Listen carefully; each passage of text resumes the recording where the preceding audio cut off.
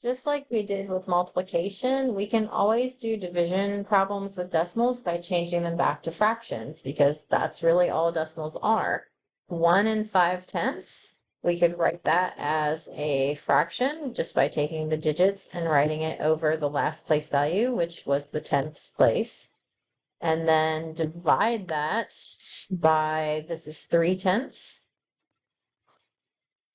And then we could just simply divide those fractions.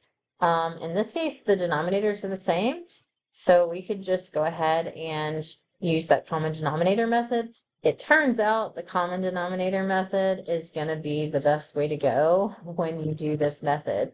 And that's simply because when we have decimals, our denominators are either already the same or they're all powers of 10. So it's really easy to get them to have common denominators. So I would just do 15 divided by 3, which is 5.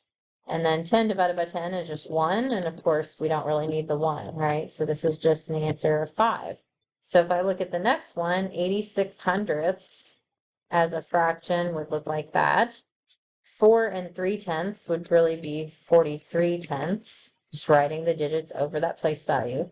And then they don't already have a common denominator, but I could easily get them to have a common denominator simply by multiplying the top and the bottom of the second fraction by 10. So since they're just powers of 10, that common denominator process becomes really easy. So 43 times 10 is 430, 10 times 10 is 100. Now that they have a common denominator, I can just go ahead and not even really worry about it, right? 100 divided by 100 is 1, and I don't need to worry about that 1 or even write that 1. So I would really just divide the numerators, 86 divided by 430. And it's up to you how you want to approach that.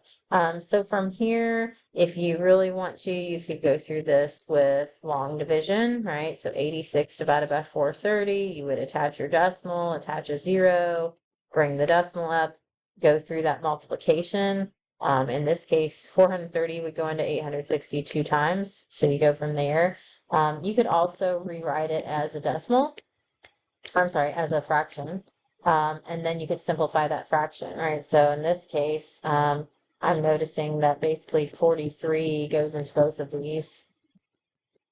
And I just noticed that because if I double 43, I get 86. So this would give me 2 tenths. You could simplify that further actually, but I don't really want to because I want to go back to a decimal in the end, and 2 tenths would work right here, right? Just to write it as 2 tenths or 0.2.